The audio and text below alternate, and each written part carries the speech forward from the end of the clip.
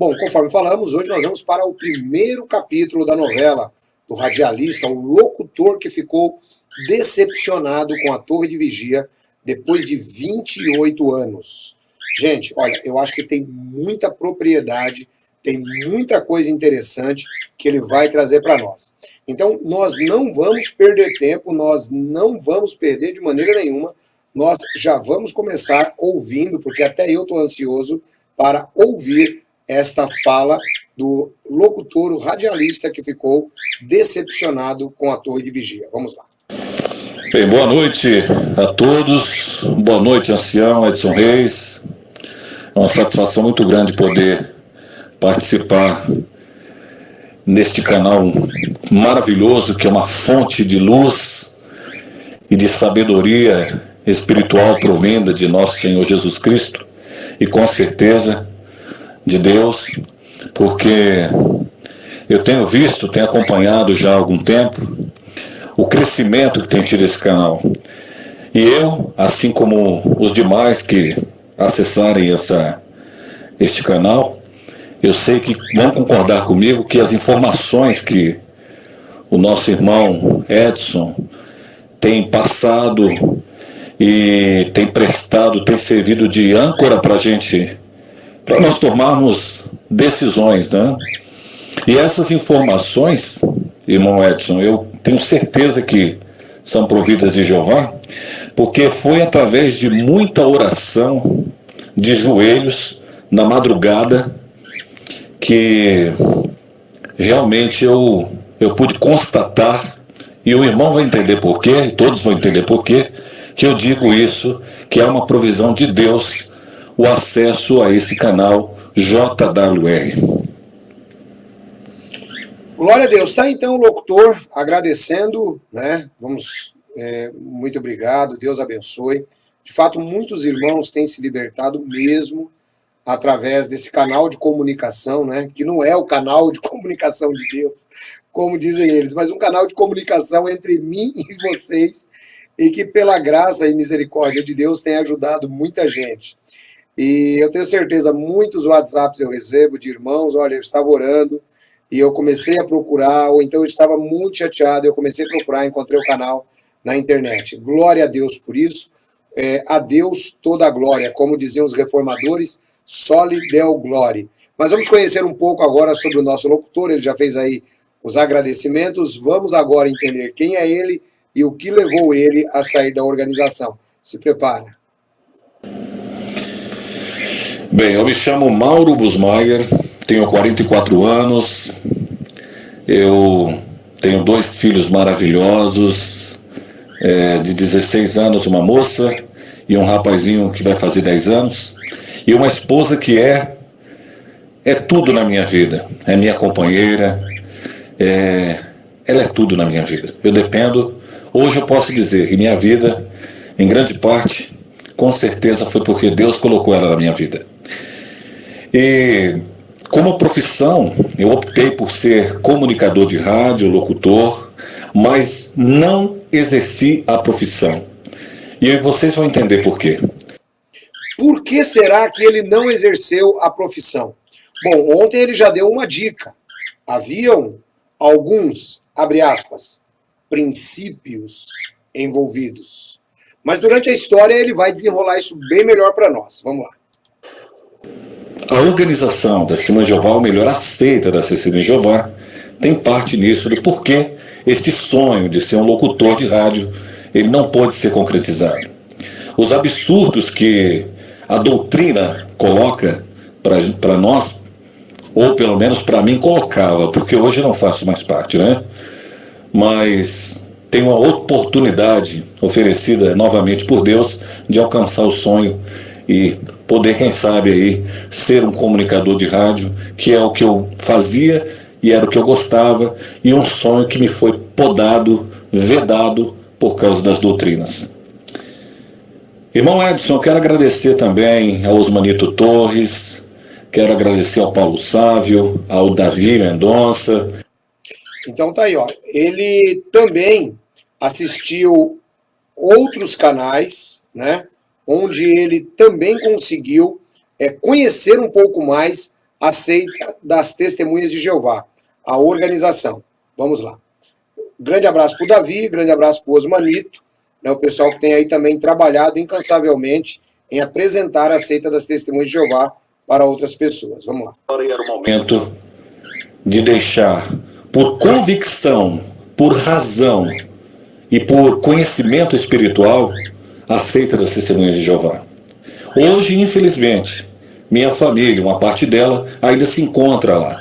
E por uma questão de preservação, logicamente, eu não vou citar, mas ainda tenho a minha amada mãe e a minha muito amada irmã, cunhado, sobrinho, que ainda fazem parte, mas que, com fé em Deus, o Todo-Poderoso e nosso Senhor Jesus Cristo, nosso Salvador, eu acredito que eles, em breve, verão a verdade e, como já estão vendo em parte, e verão que realmente não existe luz e não existe Espírito Santo onde eles acreditam que está nesta seita.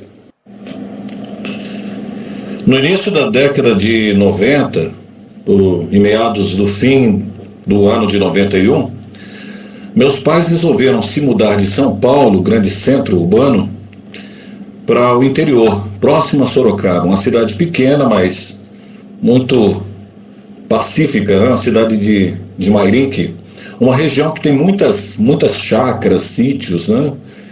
E resolvemos, aliás, os meus pais resolveram viver numa região mais tranquila.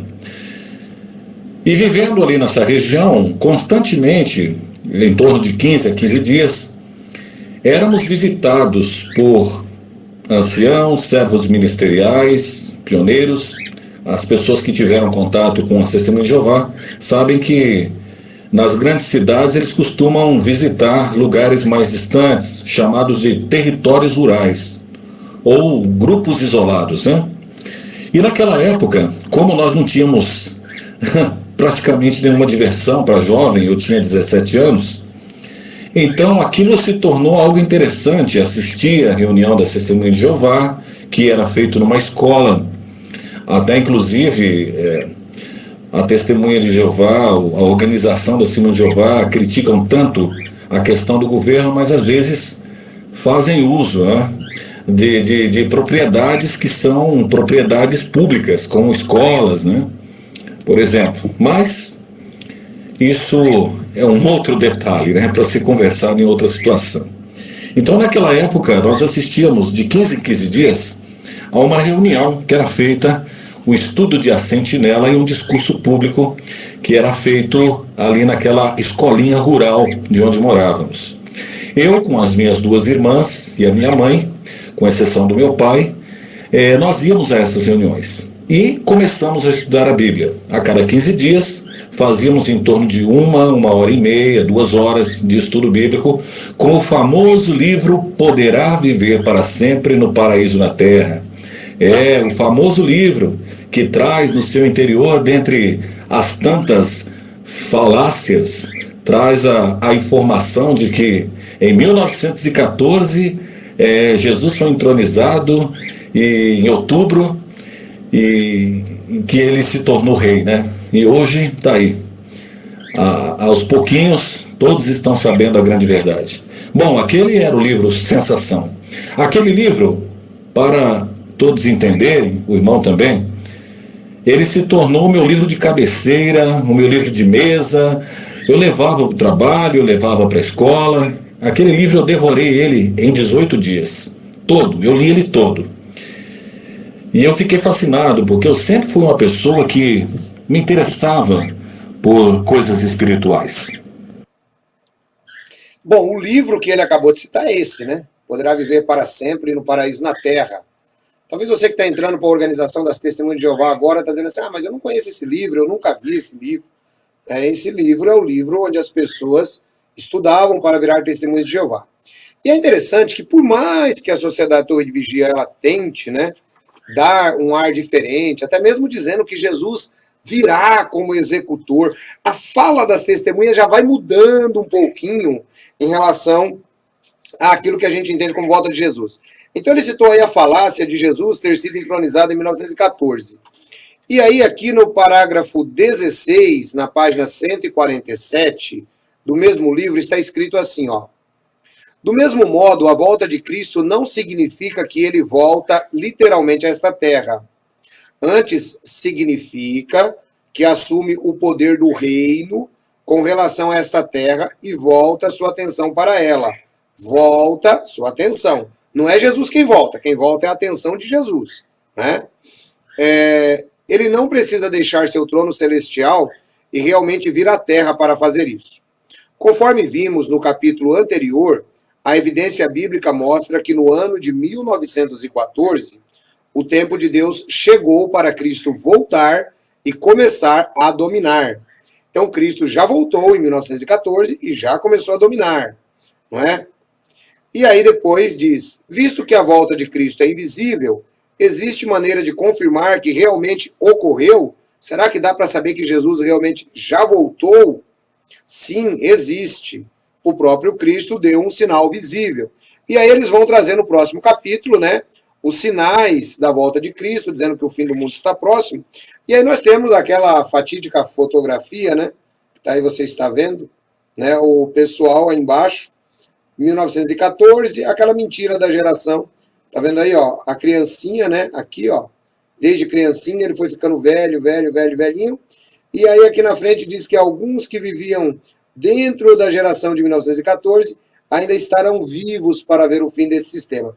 A falsa profecia que nós já trouxemos várias vezes aqui no nosso canal. Então esse aqui é o livro que o nosso locutor disse para nós. Agora vamos continuar ouvindo, né? Aquilo para eles era uma diversão, porque, afinal de contas, eles eram de uma cidade pequena, Mairinque, que eu conheço, estavam ali, precisavam também de mais alguma coisa. E essa alguma coisa eram as reuniões que eram ocorridas ali na escola pública, né? Bom, depois o locutor disse que adquiriu o livro Poderá Viver para Sempre, que nós vimos no último capítulo, esse livro, né, que traz aqui várias heresias. Esse é o livro que mudou se os habitantes de Sodoma ressuscita, depois não ressuscita mais, na versão de 83 era um, na versão de 88 era outro, e assim vai.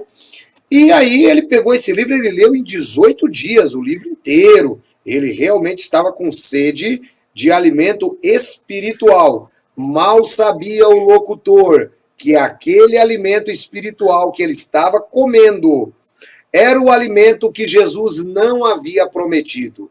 E para piorar, além de Jesus não prometer, homens imperfeitos o fizeram e usurparam da autoridade de Jesus, dando alimento para outras pessoas.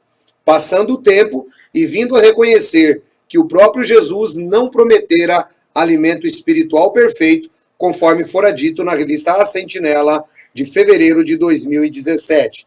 Jamais o locutor imaginaria que eles entenderiam que não são guiados e não têm revelação do Espírito Santo, assim como o apóstolo Paulo e os apóstolos do Cordeiro tinham.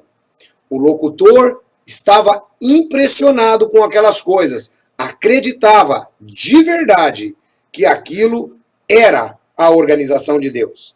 Mas vamos ver na própria voz dele como se deu o desenvolvimento dele na organização.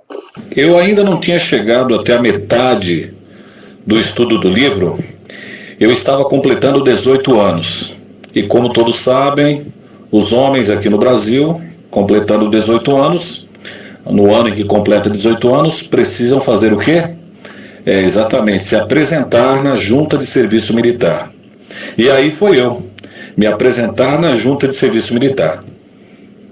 Já estava tudo pronto e preparado para eu ser dispensado por excesso de contingente. Mas o ancião da congregação, que inclusive era o meu instrutor, me disse: o que será que o ancião disse para ele? O locutor foi lá, pegou o CAM, certificado de alistamento militar, tal, tudo certinho, compareceu, tudo bonitinho lá. Aí, excesso de contingente, que no Brasil normalmente dispensa todo mundo por excesso de contingente.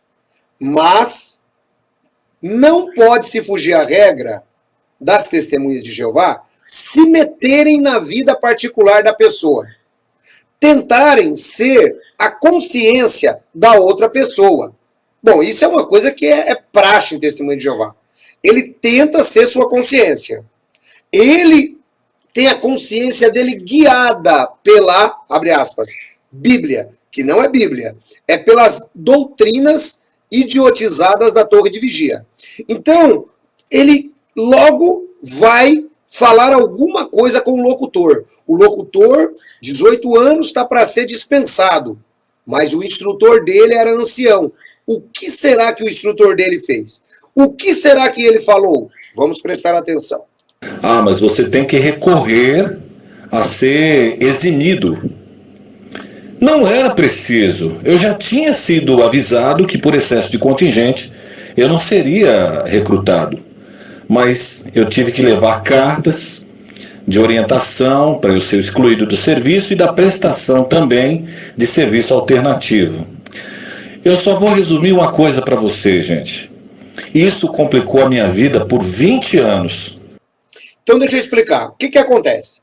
Uma testemunha de Jeová, por convicções de consciência, não serve o exército. E não é só testemunha de Jeová. Qualquer pessoa que fizer 18 anos e fala assim, ó, eu não quero servir o exército, eu não quero ser reservista, ele pode. Isso está na Constituição. É que as testemunhas de Jeová sempre pegam, né, para serem diferentes de todo mundo, eles pegam lá e tentam fazer do jeito deles. Mas isso prejudicou não só a vida do locutor, mas prejudicou a minha também. Eu vim tirar minha reservista com 43 anos de idade. Eu vim tirar minha reservista. Hoje eu tenho minha reservista. Fui lá, bonitinho, jurei bandeira, tudo legal, tudo certo, tudo bonitinho. Hoje eu tenho minha reservista, tudo certinho. Porque eu também me prejudiquei. Por exemplo, eu ia viajar para o exterior. Primeira vez que eu fui para o exterior, eu tinha 42 anos de idade, aproximadamente. Cheguei lá, fui tirar o passaporte, não tinha reservista. Ah, não dá para tirar passaporte. Aí lá vai eu atrás disso. Gente, vocês não têm noção. Vocês não têm noção. Ele disse que prejudicou a vida dele por 20 anos. Você não tem noção de como foi a minha vida inteira para arrumar emprego. Aquele CAN, Certificado de Alistamento Militar, tudo velho, vencido, já, sabe? E toda vez tinha que dar desculpa. Não, é porque eu pedi isenção religiosa, tal, não sei o quê.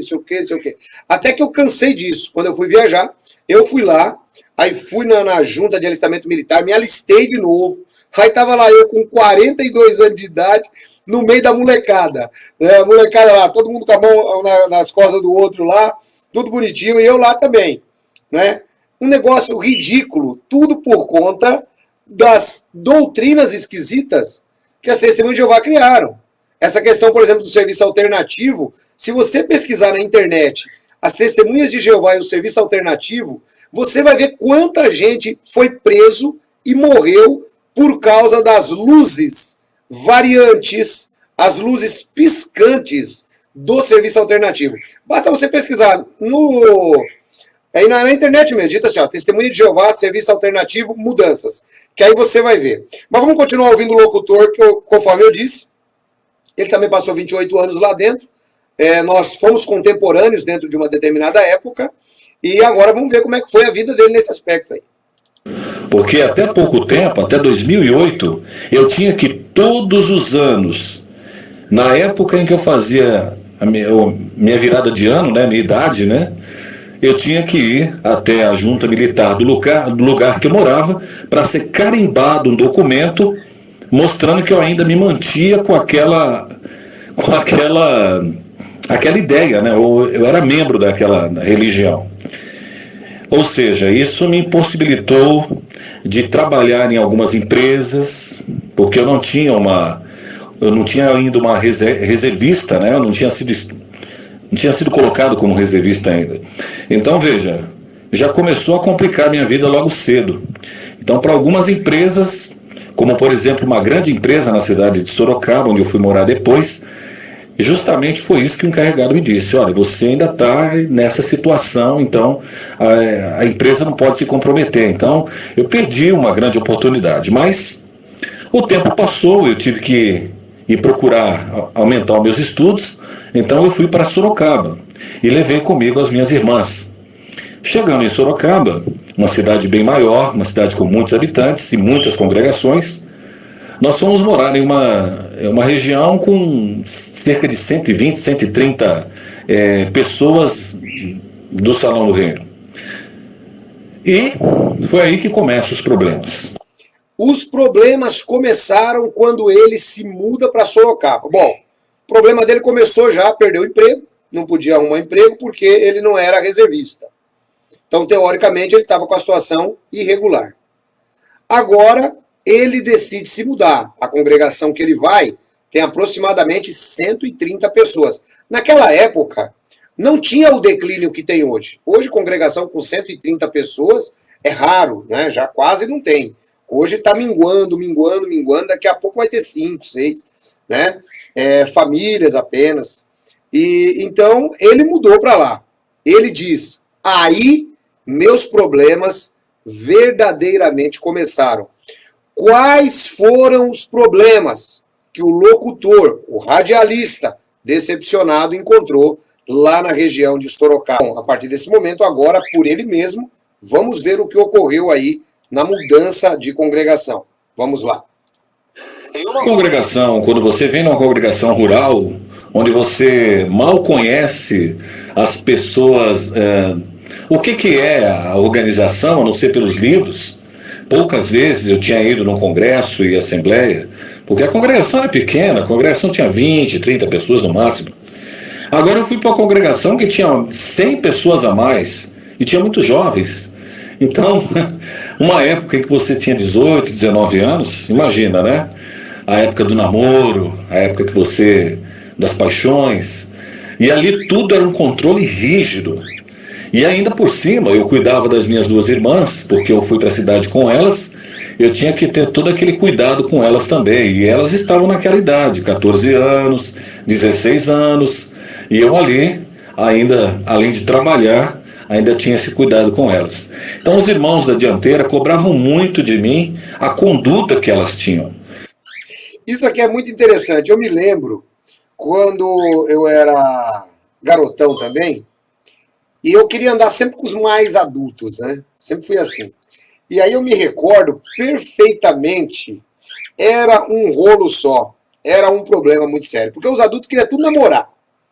E aí, irmão, olha, eu vou falar, eu também cresci nessa fase aí dentro da organização, mas vou te dizer como os caras põem trauma na cabeça da pessoa. Você fica quase doido. Mas ele, além de cuidar dele, tinha que cuidar das irmãs. Vamos ver como é que foi esse negócio aí. Principalmente da mais nova, da caçula, porque uma vez que os meus pais não estavam juntos, a minha autoridade por ser irmão mais velho, ela não era tão respeitada.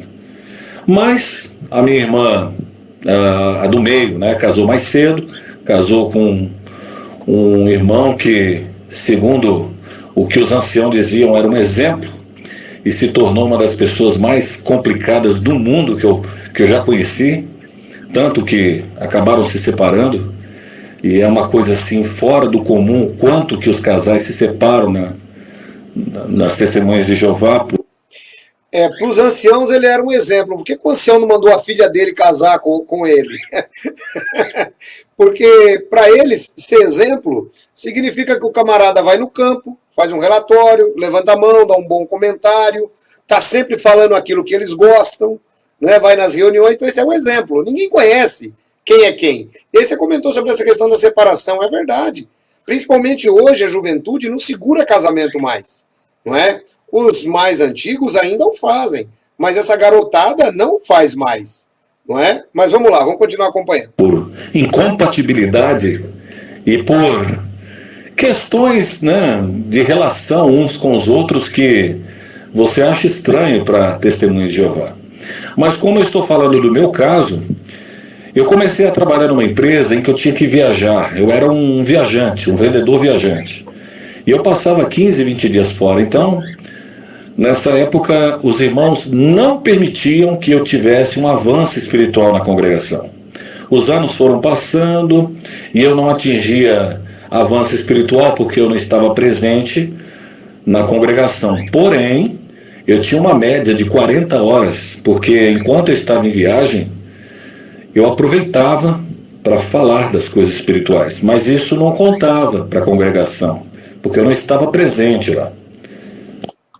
Olha só, ele fazia a divulgação da organização, ele entendia que era coisas espirituais, e ele fazia mais ou menos 40 horas, mas para eles isso não valia. Por que que não valia? Não valia porque ele não estava presente, então ele não era exemplo, né? A organização das Testemunhas de Jeová tem muito isso. Eles reparam demais a vida da pessoa. Se a pessoa vai para a reunião, ele é exemplo. Se ele não vai, ele deixa de ser exemplo. Se ele vai para o campo, ele é exemplo. Se ele não vai para o campo, ele não é exemplo. Se ele comenta, ele é exemplo. Se ele não comenta, ele não é exemplo. Se ele fala bem do corpo governante dos anciãos, ele é exemplo. Se ele não fala ou critica qualquer coisinha, ele é problemático, né? Então é assim a organização para você que não conhece. Vamos lá. Todas as vezes que eu voltava de viagem, sempre tinha um irmão, uma irmã, para vir falar alguma coisa das minhas irmãs. Até que minha irmã mais do meio, a do meio, né? Porque eu era mais velho. Então a irmã do meio, ela se casou, e a irmã mais nova continuou dando trabalho e até que foi desassociada. Então, para mim, como varão, ficava aquela frustração de ver jovenzinhos se tornando servos ministeriais, né? Jovens assim mais novos que eu, já se tornando servos ministeriais, tendo participações em assembleias, e eu sempre naquela vidinha, porque eu tinha os compromissos com a família, né? A minha família também não tinha recursos, e eu ajudava a minha família, meu pai e minha mãe também, já de uma certa idade. Mas aqueles que eram mais favorecidos da cidade tinham, né, o seu papai, sua mamãe, que garantiam para que eles fossem pioneiros. E com isso eu fui ficando para trás e não tive as oportunidades. Mas o fato de continuar servindo a Deus honestamente, fazendo as coisas certas, seguindo de cabeça erguida, isso não contava. Porque o que contava é aquilo que eles podiam deduzir no ponto de vista deles, né? Eu fui de congregação em congregação, porque quando a época de 94, 95, a situação do país era complicada. A mudança do dinheiro, cruzeiro, cruzado, cruzeiro novo, RV, era uma mudança grande.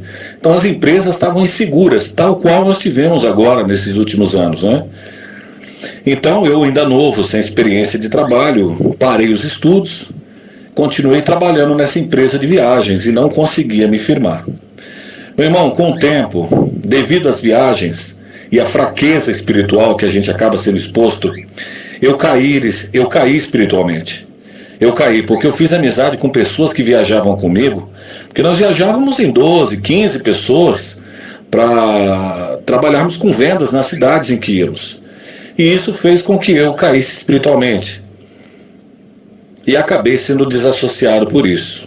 Minha primeira desassociação. Olha só, então ele foi desassociado porque ele disse que caiu espiritualmente. Ele vai contar pra gente depois o que aconteceu. Mas é interessante você notar o modus operandi dentro da organização de uma pessoa que não corresponde àquilo que eles acham que é o padrão da organização. É interessante a gente perceber isso, que é o caso dele aí.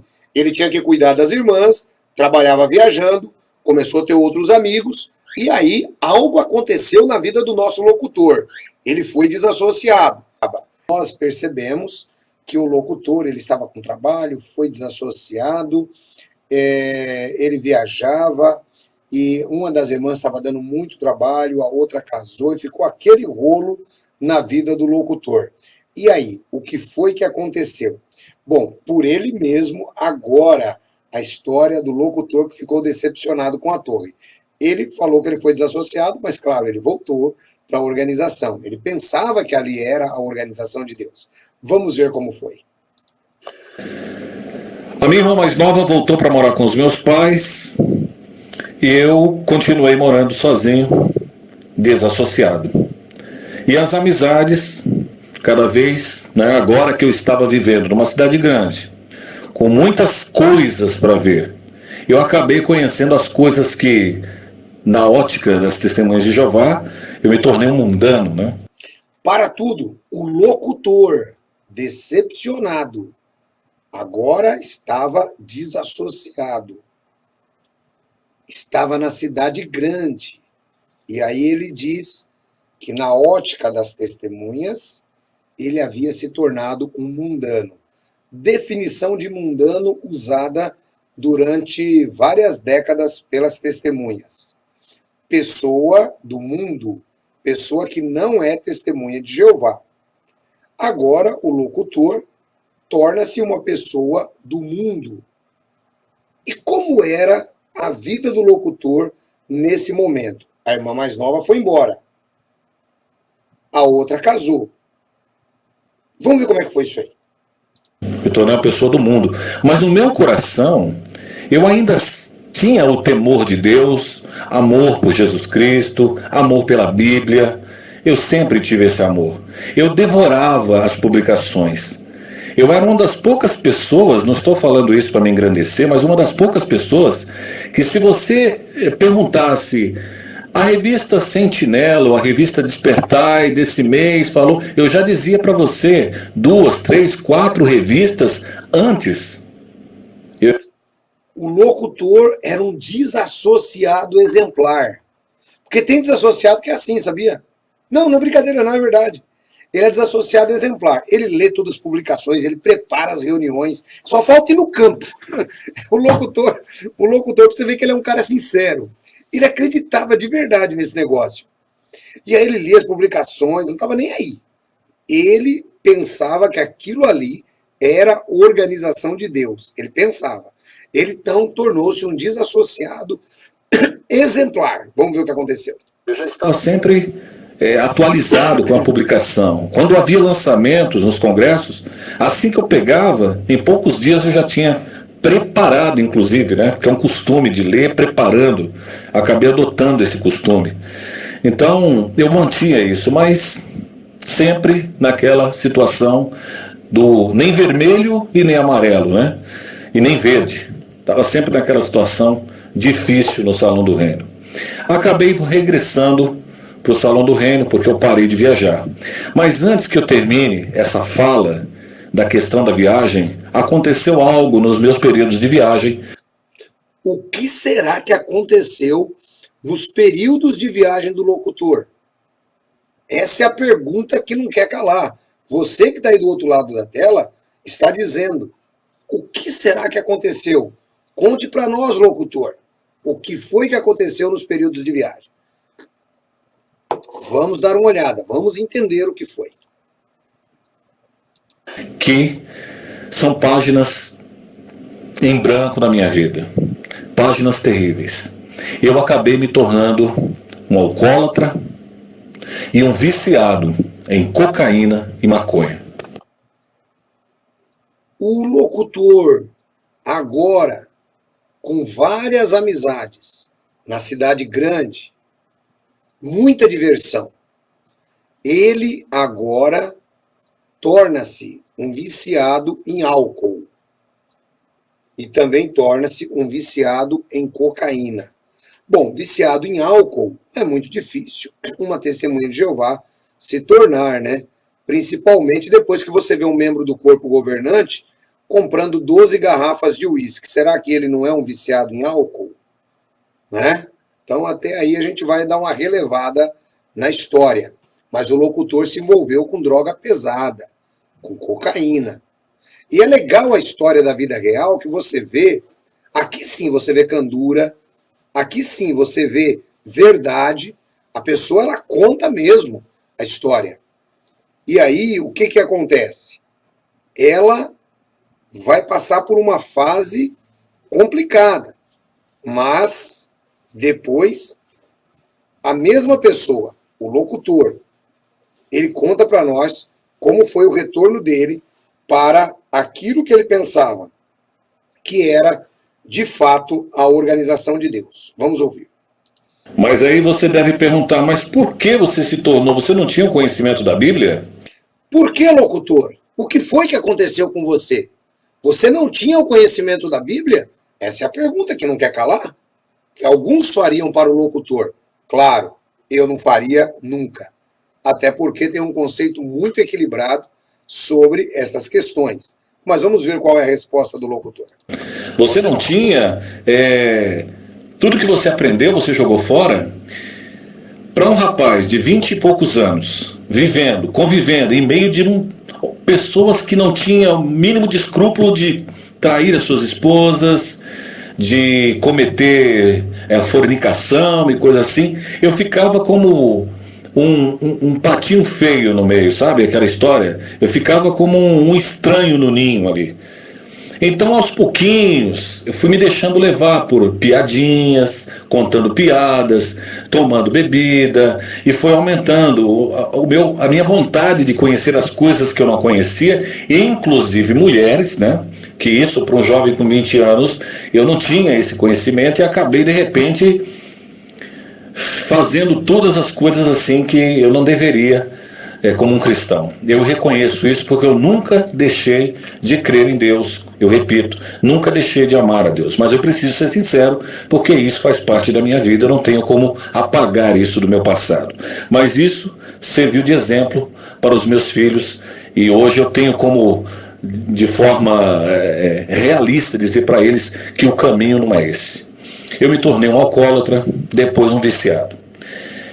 Mesmo voltando para a organização das Testemunhas de Jeová, ou para a seita das Testemunhas de Jeová, melhor dizendo, eu ainda tinha aquele desejo de servir a Deus. Então, eu tinha nuances de retorno, e quando eu retornava, eu não deslanchava, porque ainda tinha vícios. Eu acabei me mudando, dentre as viagens, para Santa Catarina, uma cidade de Santa Catarina. Lá nessa cidade eu conheci aquela que foi a primeira esposa que eu tive. E nessa época, eu ainda, sendo usuário de drogas, eu tinha retornado para a organização, mas não tinha exposto esse meu problema com as drogas. Aí isso ficou escondido. E eu sentia que eu precisava fazer alguma coisa, então eu decidi, eu vou me casar, vou ter uma esposa, vou me afastar desse mundo das drogas, cidade nova, vida nova, mas um espírito velho. Porque eu não sei se você consegue entender, meu irmão, que dentro dessa organização, o espírito lá dentro não é um espírito fervoroso, é morno, é uma coisa morna. Jesus Cristo falou que ele ia vomitar o morno, não é isso que diz no livro do Apocalipse? Ele vomitaria aquela congregação, porque eles eram mornos. Eu me sentia dessa forma e eu não conseguia sentir que dentro havia um espírito de fortaleza que o mudasse realmente. Eu estava sempre ali no meio da ponte, nem ia e nem voltava. Os anos se passaram. O locutor decide se mudar e os problemas mudaram com ele. Ele decide se casar. E agora ele decidiu voltar para a organização, mas não comentou que ele tinha usado drogas ou coisa parecida. Bom, veja só que interessante. Ele cita aqui uma coisa interessante. Ele diz que o espírito na organização é morno. Eu vou um pouco mais longe. A organização não tem o Espírito Santo de Deus. A organização não tem o Espírito Santo de Deus. Veja só. Cometer erros, todos nós somos passíveis de. Agora, quando você está em um lugar que só aponta os seus erros e te dá uma única esperança de que esses erros podem ser consertados à base de você se consertar com uma organização, você vai ficar pior do que morno. Cometer erros e você ter Jesus como âncora e como salvador da sua alma é uma situação completamente diferente. Porque, conforme disse o apóstolo Paulo, muitas vezes o bem que quero não pratico, mas o mal que não quero este pratico. Isso mostra que nós temos consciência, nós sabemos onde erramos. E muitas vezes o pecado ele acaba se tornando muito mais forte. Mas, graças ao sacrifício de Cristo, diz Paulo, é que nós somos resgatados desse corpo e somos elevados em espírito. Agora, dentro da organização, o que é que você encontra? Desassociação, punição, banco, cara feia. É só que você encontra lá. Humilhação. Então, o espírito lá, na realidade, não é morno. Lá não tem espírito cristão. Essa que é a grande realidade. Mas, conforme disse o locutor, ele agora estava numa cidade nova, Vida nova, mas espírito velho. Nós percebemos que o locutor, ele passa a ter uma vida completamente igual a do filho pródigo. E ele depois decide voltar para a organização, ele se casa e agora ele está em alguns dilemas na vida dele, né? É o que eu sempre digo, não é o voltar para a organização que vai ajudar a pessoa a resolver os seus problemas. O que nos ajuda a entendermos, a resolvermos, a convivermos e a administrarmos e nos livrarmos é o sangue de Jesus. Então agora vamos ver o que aconteceu com o locutor. Vamos lá. Eu tomei uma decisão, ou ser ou não ser, eis a questão, né? Eu decidi ser uma testemunha de Jeová fervorosa, assinar uma petição, ser um pioneiro e fazer aquilo que a cartilha Testemunha de Jeová manda. Isso é muito engraçado, pessoal, mas é muito engraçado. Essa é uma das melhores coisas. É por isso que eu gosto da novela. Eu sou fã das novelas. Porque o desassociado, ele é assim, ó. Ele é desassociado, aí ele volta. Primeira coisa que ele fica ansioso, ele quer logo é que passe o período que era conhecido antigamente, muito antigamente, como período de prova. Aí, quando acaba que os anciãos começam a devolver para ele algum privilégio, ele quer ser pioneiro. Você vê que não foge à regra, só mudam as pessoas, né? Então, o locutor também agora falou, agora é o seguinte, eu vou ser pioneiro, você entendeu? Eu vou ser pioneiro e eu não quero nem saber dessa história, né? Eu me lembro, né, às vezes que eu brigava nos corpos de ancião, de servo ministerial, os caras me desqualificavam, davam um gelo, aí eu voltava e falava, você quer saber de uma coisa? Daqui a pouco eu vou ser pioneiro. Aí os caras liberavam pioneiro, ó, malhava, trabalhar para a torre de vigia, significa trabalhar dobrado para a torre de vigia. Você vê que todo mundo pensa a mesma coisa, né? Você pensa que você está num auge de nível espiritual. Ah, então agora eu vou ser pioneiro. Parece até que a gente pensa que sendo pioneiro vai penitenciar os pecados. Parece isso que se passa na cabeça da grande maioria dos desassociados. E tem desassociado que é barra pesada, hein? Tem desassociado que ele volta para o salão do reino e aí ele quer ser mais santo do que todo mundo. Eu conheci uns desse jeito.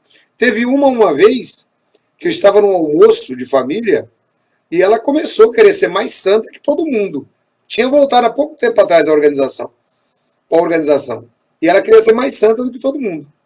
E como eu tinha sido ancião na congregação lá, eu conhecia todas as histórias, eu só citei para ela 2 podres dela no meio da família inteira. Ah, quase deu morte, veio até faca para me pegar. Você entendeu? Então, isso porque eu estava desassociado, aí ninguém mais falava comigo, né?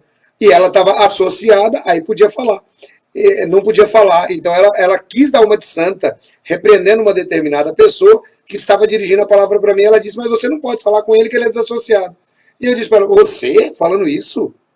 Você falando isso? Com o histórico que você tem, você fez isso, você fez aquilo. Você acha que eu não li os seus relatórios de desassociação? Meu Deus do céu, esse que é o ruim, né? O ancião conhece a vida de todo mundo. E aí ficou desse jeito. Aí estava lá depois, a volta de pioneiro e assim por diante. Então estou contando esse caso para vocês entenderem que o modus operandi é o mesmo. O desassociado ele volta querendo rasgar mesmo, achando que vai se penitenciar, que Jeová vai abençoar ele mais um pouco, porque ele está de pioneiro. Mas vamos lá, o que aconteceu no caso do locutor. Chamei os anciãos, contei para eles que eu era um usuário de drogas, eles mandaram me acertar com a minha mulher primeiro. Na tentativa de tentar acertar com ela, ela acabou se separando, ela não quis, não me aceitou mais. Os anciãos são fantásticos, cara. Eles são muito bons. Se tem uns caras que sabem criar uma discórdia dentro de casa, se chama anciãos. O moço vai pedir ajuda para eles. Eu tô dando risada, locutor, mas não é de você não. Eu tô dando risada de como a mente desses caras é medíocre. Como eles não entendem nada de psicologia humana. E como eles não entendem nada de Bíblia. E como eles não entendem nada de Jesus. Ai, Cristo do céu. Bom, o camarada chega para os anciãos e diz assim, ó, é o seguinte, eu tava usando cocaína e tal, ó, você tem que falar isso aqui com a sua mulher. Você tem que resolver isso aí com ela. O locutor vai lá, né? Fala, ó, minha esposa, é o seguinte, eu tô usando cocaína aí e tal, mas agora eu tô arrependido, eu quero ser TJ de verdade mesmo, vou pegar pesado agora. A mulher falou, o quê? Você é louco? Vou ficar com usuário de droga, rapaz? Sai fora, eu não quero mais saber de você não. Isso é que os anciãos conseguiram na vida do locutor. Ou seja, o locutor tem um histórico que os melhores amigos dele são os anciãos. Ou seja, os verdadeiros amigos da onça. Mas vamos ver a história, vai. Foi um desespero para a família, eu fui taxado de tudo quanto foi coisa. E é interessante porque quando você, olha só, a minha situação, eu morava longe dos meus pais, quase 1.200 quilômetros. Não tinha outros parentes a não ser minha esposa que eu casei e a família dela. E agora eu estava ali isolado, ostracizado das Testemunhas de Jeová, dependente das drogas, tentando sair e sendo desprezado. Agora eu lhe pergunto, tem como uma pessoa, já é difícil para uma pessoa que é um adicto das drogas, né, ter esse problema para se livrar das drogas, ainda sendo isolado. As Testemunhas de Jeová, eles não têm preparação psicológica para lidar com situações como essa. Vocês viram? Eu não tinha ouvido esse áudio, não. Eles não têm preparação nenhuma. A preparação deles é zero. Aliás, eles não têm preparação psicológica para lidar com nada. Ancião, a grande maioria, é semi-analfabeto. E com todo respeito aos analfabetos desse país, que são muitos. Mas ancião dentro das Testemunhas de Jeová, eles são semi-analfabetos. Eles se prevalecem daquele cargo que parece que dá poder para eles. Então, eles têm poder. Ele não estudou, mas ele tem poder. Então, eles vivem, eles não têm preparo psicológico para lidar com nada. Você entendeu? Imagina, como é que o camarada confessa para os caras que é usuário de droga, ele manda falar com a mulher. O cidadão diz que traiu a mulher, eles mandam falar com a mulher. O que eles querem com isso aí? Separar a família. Ué, não tem preparação nenhuma, é zero. Vamos lá, vamos ouvir. É preferível jogar fora. É um trapo que você é um trapo velho que tem que ser jogado fora. Você sabe aquele pano de chão que você usa na entrada da porta? Que quando ele está todo esfarrapado você joga no lixo? Alguns até põem fogo, né? É mais ou menos assim que você é tratado quando você chega aos anciãos e fala assim: ó, meu irmão, infelizmente eu tenho esse problema, de vez em quando eu vou lá e cheiro droga e fumo a maconha porque eu tenho um descontrole emocional, eu brigo com a minha mulher e se eu não fizer isso eu vou ter, oh meu Deus, por quê? E tal, olha, você vai lá, se resolve com a sua mulher, aí depois vem, chama você e fala, ó, nós nos reunimos aqui e nós chegamos aqui a um consenso judicativo, quer dizer, são juízes, né? Ao mesmo tempo são algozes. E você não pode continuar sendo tratado como testemunha de Jeová, você tem que ser desassociado. Agora você vê, o cara vai lá pedir ajuda. É por isso que eu digo que esses caras são tudo uma cambada de hipócritas.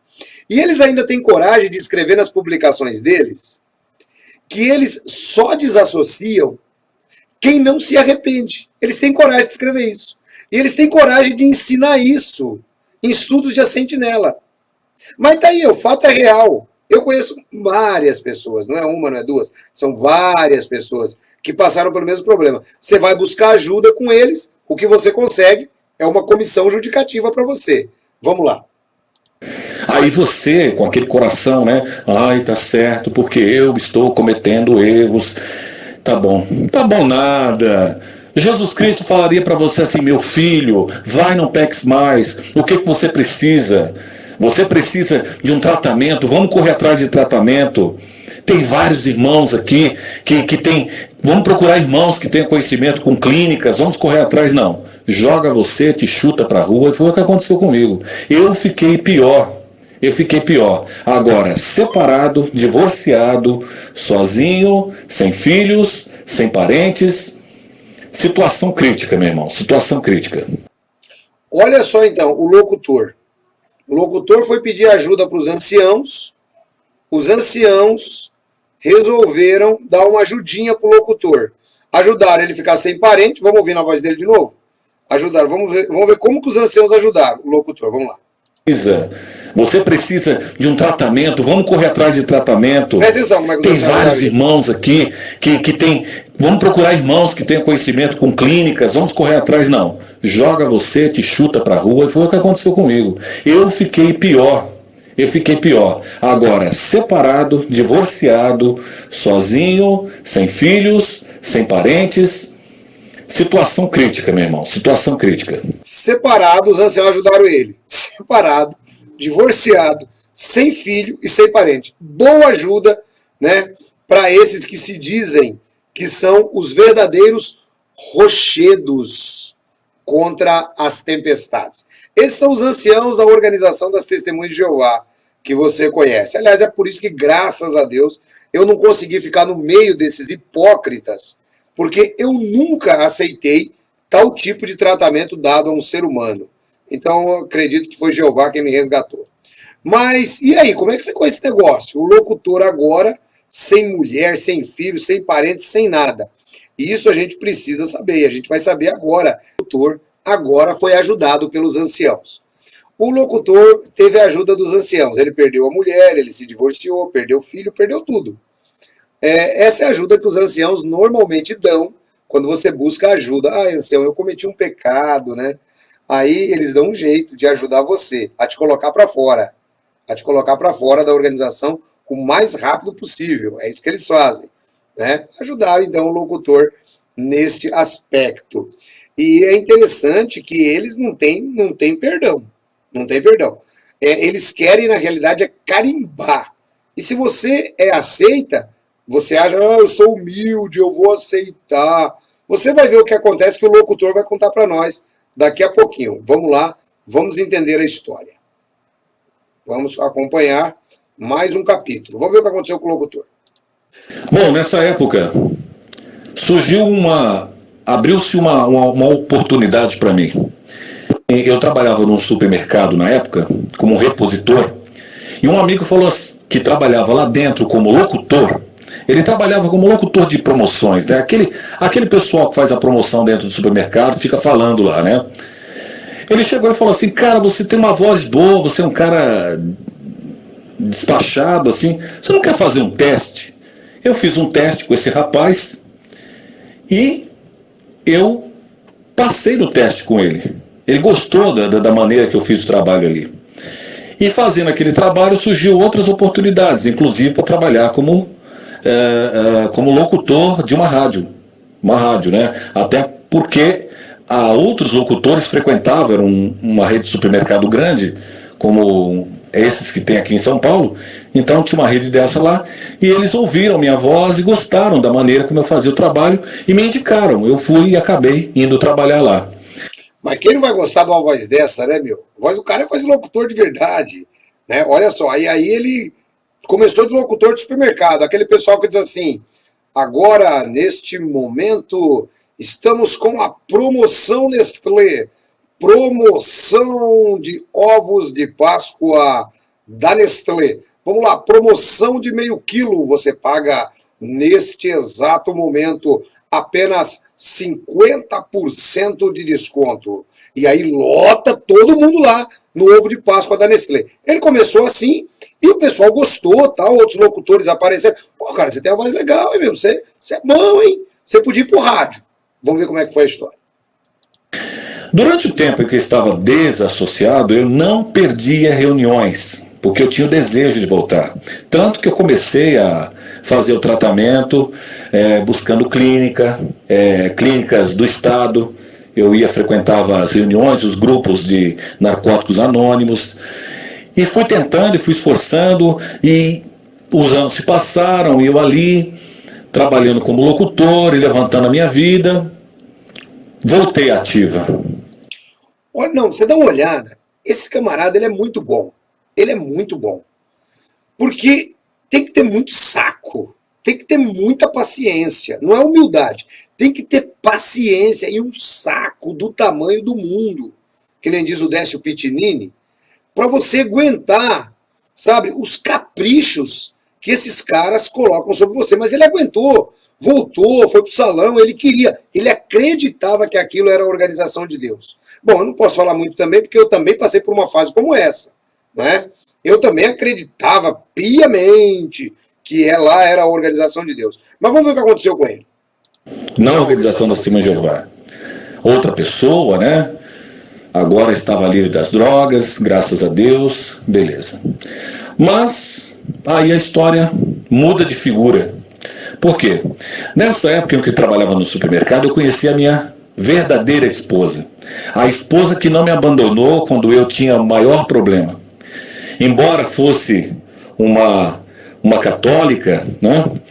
Embora ela tivesse assim, o seu pensamento espiritual com Deus e não tivesse os conhecimentos do amor que as testemunhas de Jeová pregam, ela foi a pessoa que estendeu os braços para mim e confiou. Mesmo eu tendo exposto todos os motivos de eu ter sido desassociado, de ter divorciado, mesmo assim, ela resolveu correr o risco, acreditando que o amor suporta todas as coisas, persevera todas as coisas, acredita todas as coisas. Ela, é por isso que eu digo que ela é a minha vida.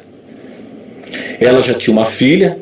Você viu agora, ficou igualzinho de locutor, né? É por isso que eu digo, ela é a minha vida. Você viu que legal? Vamos ver de novo. Porque a mulher dele era católica, não tinha nada a ver com o TJ. Ele já tinha voltado para o TJ, mas ela não era católica, ela era católica, ela não tinha nada a ver com o TJ, esse negócio aí. E ela foi melhor do que aquela TJ, porque a TJ resolveu dar um pontapé no locutor. O locutor conheceu essa, que ele chama de a verdadeira esposa. Vamos ver de novo essa fala dele que eu achei legal. Todas as coisas, acredita todas as coisas. Ela, é por isso que eu digo que ela é a minha vida. Ela já tinha uma filha, que na realidade se tornou a minha filha, o amor, meu grande amorzão, minha filhona, minha gata linda, que eu amo de paixão, minha enteada e minha filha. E depois nós tivemos o nosso filho, que hoje está fazendo 10 anos. Mas eu consegui me levantar com a graça de Deus, nosso Pai amado e nosso Senhor Jesus Cristo. O locutor se levantou novamente, mas ele é teimoso, O locutor é teimoso. O negócio dele é voltar para a organização. Essa é a história. Ele quer estar na organização. Bom, ele agora tem a nova esposa, ele agora falou que ele se levantou. E aí, como é que ficou esse negócio? Como é que ficou essa questão? Vamos dar uma olhada, vamos ver agora no próximo capítulo, não. Essa próxima fala, vamos lá.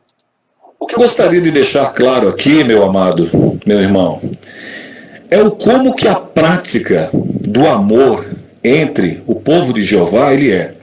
É muito lindo na tribuna, quando o orador sobe e ele fala lindamente sobre o amor dos cristãos do mundo, a irmandade no mundo inteiro, como são amorosos, mas no dia a dia, aqueles que já passaram pela desassociação e até mesmo quando perde os privilégios, esse amor ele chega a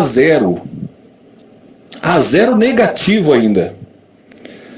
Então eu fico pensando, há duas maneiras de você saber quem são as testemunhas de Jeová.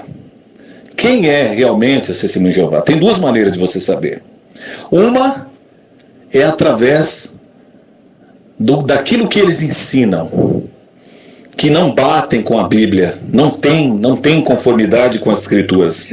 E outra é o que eles professam ser, porque no dia a dia a história é bem diferente. Você sabe de casos em que você empresta dinheiro para determinado irmão e depois esse irmão fica com raiva de você. Ele, além de não te pagar, ele ainda fica com raiva de você ainda. Coisas desse tipo, né? Mas voltando à minha história, meu irmão, onde ela começa a ficar interessante, é que os meus pais, já numa idade avançada, eles precisavam ser cuidados. Eu volto para a organização, volto a batalhar, eu com a minha esposa, ela não era testemunha de Jeová, e mesmo desassociado, eu explico as coisas da Bíblia para ela e ela se interessa e resolve ter um estudo bíblico. Nessa época, ela tinha uma instrutora e um instrutor, até inclusive era conhecido antigo dela, que se tornaram testemunhas de Jeová e se afastaram um pouco, né? Como sempre, né? Se afastam das pessoas. É com esse casal que ela começou a estudar. Na época eu era desassociado, então eu não poderia ter convívio com eles. Mas eu orientei ela a ter o estudo. Na época eu acreditava isso. Você vê como ele é bonzinho? Ele estava desassociado, os caras pintaram e bordaram na vida dele. Os caras pintaram e bordaram, acabaram com a vida do locutor. O locutor ainda pediu para a mulher nova dele estudar. Oh, meu Deus do céu.